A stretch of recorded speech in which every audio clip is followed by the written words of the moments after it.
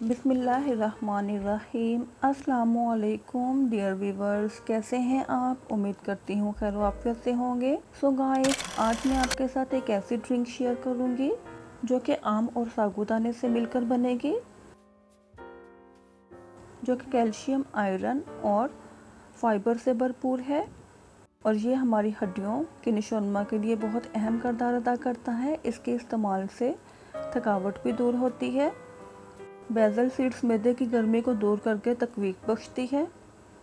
ہم دودھ کو بوائل کرتے وقت اس میں 1 چمچ ونیلا کسٹرڈ ٹھنڈے دودھ میں مکس کر کے ڈال کر اسے بوائل دیں گے، پھر اسے ٹھنڈا ہونے کے لیے فریج میں رکھیں گے۔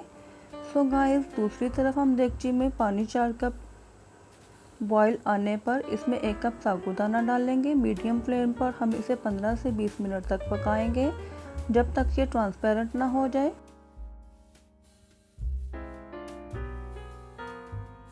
اب ہم اسے سٹرین کر کے ٹھنڈا پانی ڈال لیں گے تاکہ اس کا کوکنگ پروسیجر ختم ہو جائے۔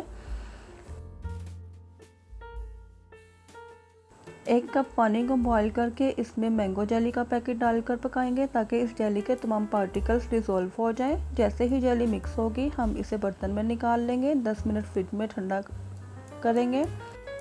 جیلی تیار کرتے وقت پانی کی میجرمنٹ کا خاص خیال رکھیں تاکہ ہماری جیلی کا ٹیکسچر سموتھ بنے۔ پہلے ہم دودھ میں 2 چمچ چینی اور آم ڈال کر اس کو ملک شیک بنائیں گے۔ اس کے بعد ہم دودھ میں ساگودانہ، بیزل سیڈز ڈال لیں گے، اس کے ساتھ ہی ہم اس میں مینگو چنکس ڈال لیں گے اور لاسٹ پہ ہم اس میں جیلی ایڈ کریں گے۔ تو گائز، ماشاءاللہ، الحمدللہ، ہمارا مینگو ساگو ڈرنک بن کر ریڈی ہے۔ اگر آپ کو یہ ریسیپی پسند آئے تو لائک ضرور کیجئے گا اور اپنے فرینڈس کے ساتھ بھی شیئر کیجئے گا۔